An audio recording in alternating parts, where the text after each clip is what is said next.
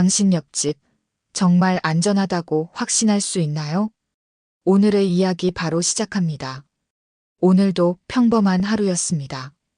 엘리베이터 버튼이 천천히 불을 켜고 현관 센서 등이 사람의 그림자에 맞춰 켜졌다 꺼지기를 반복하던 날. 복도 끝에서 옆집 사람이 걸어왔습니다. 늘 그랬듯 깔끔한 셔츠, 단정한 미소, 짧은 목례. 안녕하세요. 그 한마디에 저는 무심코 고개를 끄덕였죠. 그 순간만큼은 그가 세상 누구보다 무해해 보였습니다. 하지만 그 평범함이 얼마나 견고한 가면이었는지 저는 아직 몰랐습니다. 이상함은 아주 작은 소리에서 시작됐습니다. 밤마다 바닥을 두드리는 듯한 쿵쿵 낮지도 높지도 않은 둔탁한 울림. 책장을 덮고도 귀에서 그 리듬이 사라지지 않았습니다. 복도에는 설명하기 어려운 물건들이 버려졌습니다. 정체 모를 닫힌 상자, 낡은 열쇠, 군데군데 떨어진 라벨지, 그리고 누가 일부러 떼어낸 듯한 초인종 카메라, 보호필름. 동네 단톡방에는 요즘 누가 장난치나 봐요 같은 글이 오갔지만 며칠 지나면 다들 잊었습니다. 사라진 사람들에 대해서도 그랬습니다. 첫째 주는 떠들썩했지만 둘째 주에는 업무와 일상에 묻혔고 셋째 주에는 뉴스 속 다른 사건들에 밀려 조용해졌습니다. 그러던 어느 날 현관 앞에 쪽지가 놓여 있었습니다. 조심하세요. 범인은 가까이에 있습니다. 처음엔 아이들 장난이라 여겼습니다. 하지만 그 다음 날, 또 그 다음 날 다른 손글씨, 다른 종이질, 다른 크기의 쪽지가 다시 나타났습니다. 이상한 건 문을 열어둔 적이 없는데도 쪽지는 매번 현관 안쪽 신발장 위에 놓여 있다는 것이었습니다. 열쇠와 비밀번호 없이 들어올 수 있는 방법이 대체 뭘까요? 저는 옆집을 의심하기 시작했습니다. 그가 들고 들어오는 검은 비닐봉지, 늦은 밤 몰래 버리는 박스, 새벽에 현관 앞을 지나갈 때마다 풍기는 살짝 비릿한 냄새. 하지만 증거는 없었습니다. 그가 내민 친절은 조금도 빈틈이 없어 보였고 저는 매번 혹시 내가 예민한 걸까 스스로를 의심하며 하루를 넘겼습니다. 어느 저녁 그가 문 앞에서 말했습니다. 요즘 피곤해 보이시네요.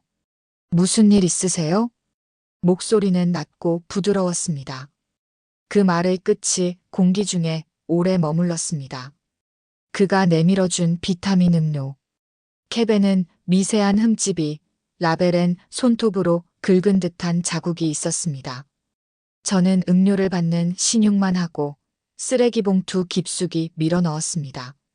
밤이 되자 그가 제 베란다 난간과 같은 높이로 고개를 들이밀었습니다. 맞은편 유리 너머 붉은 새벽등에 비친 그의 얼굴은 웃고 있었지만 눈동자는 웃지 않았습니다. 며칠 뒤 주차장에서 주민이 사라졌습니다. 경광등과 사이렌이 한밤을 갈랐고 경찰은 건조한 말투로 차량 위치 추적 중이라 밝혔습니다. 그 와중에도 그는 제게 말했죠. 이럴수록 서로 도와야죠. 이웃끼리는. 그 서로라는 말이 마음 어딘가를 긁고 지나갔습니다.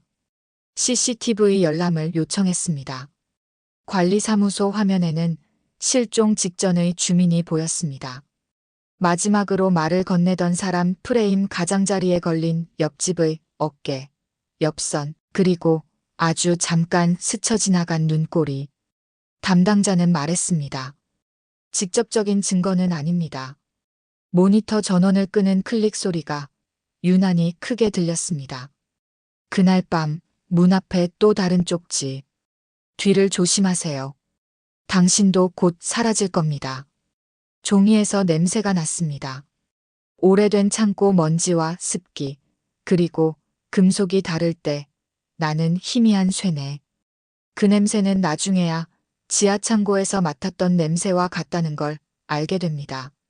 새벽 복도는 고요했고 그 정막을 찢으며 끼익 문이 아주 조금 열렸다가 닫혔습니다.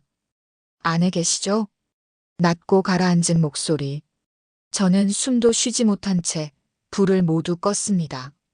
그가 떠나고 한참 뒤에야 바닥에 앉아 있다는 것을 깨달았습니다. 그날 이후 의심은 확신으로 변했습니다. 그러나 아무도 제 말을 믿지 않았습니다. 가족은 잠을 좀 자라고 말했고, 친구는 SNS 끊고 며칠 쉬라고 조언했습니다. 경찰은 과도한 불안이라고 상담센터 번호를 건네주었습니다.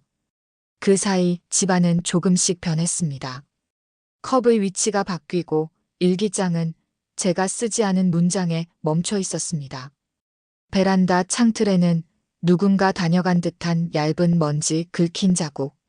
CCTV엔 아무도 찍히지 않았지만 제 몸이 먼저 알았습니다. 누군가 들어오고 있다고. 엘리베이터 안에서 구겨진 쪽지를 주었습니다.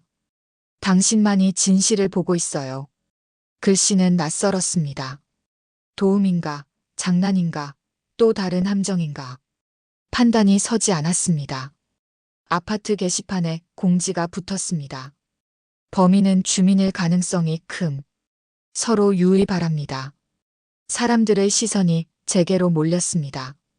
밤새 불이 켜져 있는 집, 경비실에 CCTV 열람을 요구하는 사람, 복도에 서서 소리를 듣고 있는 사람 모두 제가 하고 있던 행동이었습니다.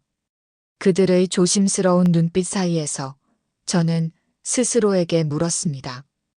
혹시 그가 나를 범인으로 만들고 있는 건 아닐까? 우편함에는 새 편지.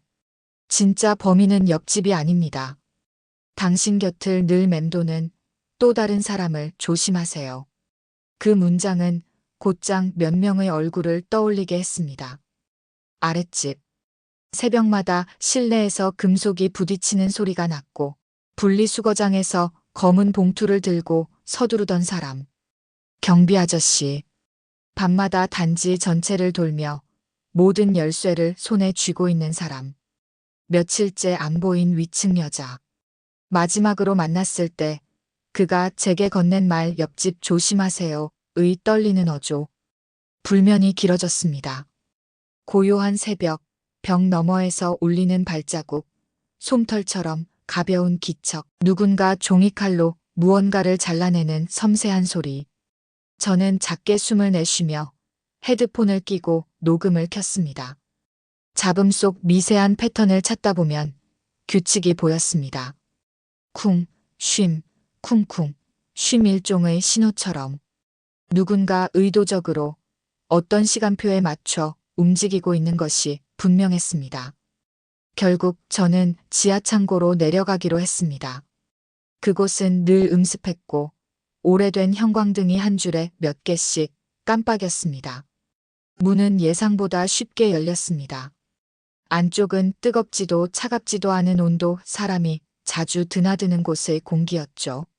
낡은 사물함 사이, 먼지 쌓인 상자 더미 틈에서 무언가 반짝였습니다. 실종된 주민들의 물건이었습니다. 오래된 시계, 긁힌 안경, 도어락 열쇠 뭉치, 학생증, 주차권. 그리고 마지막 상자에서 제 이름이 적힌 택배 송장이 나왔습니다. 보낸 적도 받은 적도 없는 송장. 등줄기를 식은땀이 타고 내렸습니다. 그때 뒤에서 발소리. 반사적으로 뒤돌자 옆집이 서 있었습니다. 역시 오실 줄 알았어요. 눈치가 빠르시네요. 그의 미소는 여유로웠고 발 뒤꿈치는 조금도 흔들리지 않았습니다. 그 뒤에서 또 다른 그림자 경비 아저씨가 나타났습니다. 두 사람은 서로를 오래 본 사람처럼 고개를 끄덕였습니다. 보셨죠? 이제 돌이킬 수 없습니다. 경비 아저씨의 낮고 건조한 목소리. 저는 순식간에 바닥을 더듬었습니다. 손끝에 촉촉한 먼지와 작은 금속 파편이 닿았습니다. 그때 창고 구석에서 신음이 났습니다. 묶여있던 위층 여자가 눈을 떴습니다. 당신만이 막을 수 있어요. 그녀의 입술이 갈라져 있었고 손목에는 오래된 테이프 자국. 순간 머릿속이 아득해졌습니다. 만약 저 여자가 진실을 말한다면 옆집과 경비는 공범일까요? 그런데도 왜 아직까지 저는 무사한 걸까요? 게임이었을까요? 사냥이 끝나지 않은 이유는 아직 제가 유일한 목격자라서였을까요?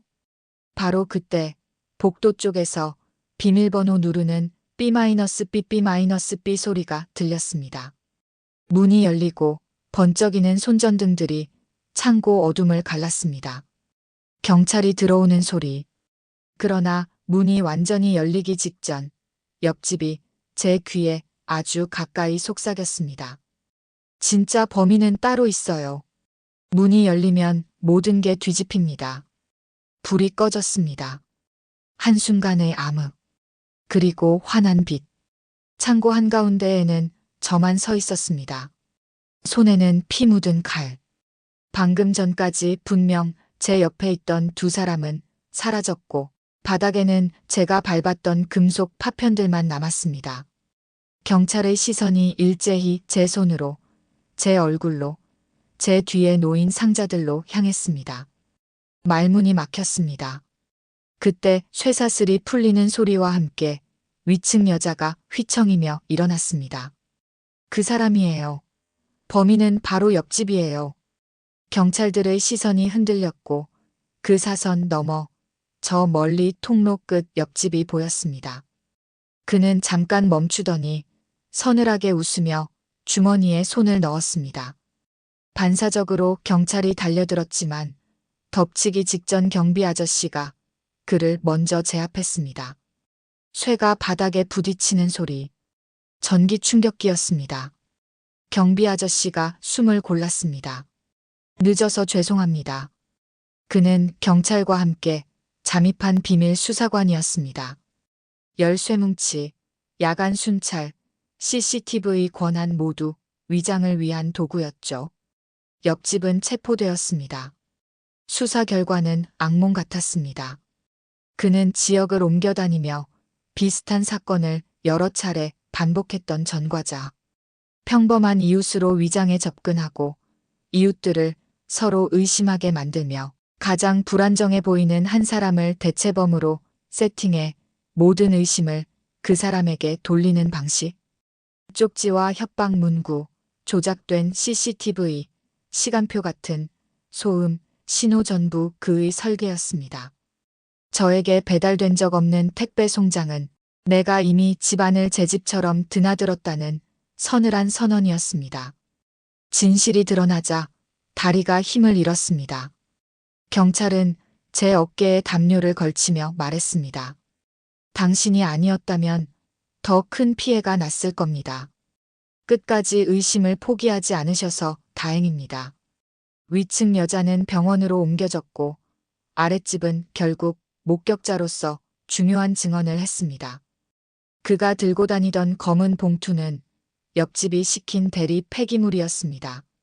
사람을 공범처럼 보이게 만드는 작은 심부름들, 그 역시 조작의 일부였습니다. 사건이 정리되는데 몇 주가 걸렸습니다. 복도에는 다시 아이들의 웃음소리가, 엘리베이터에는 평범한 하루의 한숨과 잡담이 돌아왔습니다. 그렇지만 밤이 찾아오면 현관 센서 등이 켜졌다 꺼지는 타이밍이 예전보다 길게 느껴졌습니다. 빈 옆집 문 앞을 지날 때마다 심장이 작게 속삭였습니다. 여전히 누군가가 있을지 몰라. 가끔은 스스로를 다그칩니다. 끝났어. 체포됐잖아. 하지만 문득 휴대폰 진동이 허벅지를 스칠 때, 베란다 난간에 비가 부딪힐 때, 복도에서 누군가 발뒤꿈치로 바닥을 툭툭 두드릴 때, 그때마다 처음 들었던 그 소리가 떠오릅니다. 쿵쉼 쿵쿵. 그리고 그가 남긴 마지막 속삭임이 되살아납니다. 진짜 공포는 사람이 사라지는 게 아니라 옆에 있는 사람을 끝내 믿지 못하는 마음이에요. 그럼에도 저는 매일 아침 문을 엽니다. 이웃에게 인사하고 엘리베이터에 함께 타고 버튼을 누릅니다. 누구를 의심하고 누구를 믿어야 할지 모르는 채로도 우리는 살아갑니다. 다만 하나만은 분명히 배웠습니다. 평범함은 때로 가장 정교한 가면이라는 사실을. 그리고 또 하나. 의심은 우리를 무너뜨리지만 포기하지 않은 의심은 때로 우리를 구한다는 것을. 당신 옆집 정말 안전하다고 확신할 수 있나요? 오늘의 이야기는 여기서 끝이 납니다. 하지만 불이 꺼진 뒤 당신의 복도에서 센서 등이 2번 켜진다면 그때는 한 번쯤 뒤를 돌아보세요. 그 평범한 인사 속 미세한 낯설미 숨어 있을지도 모릅니다. 다음 이야기로 찾아뵙겠습니다. 오늘도 고생 많으셨습니다.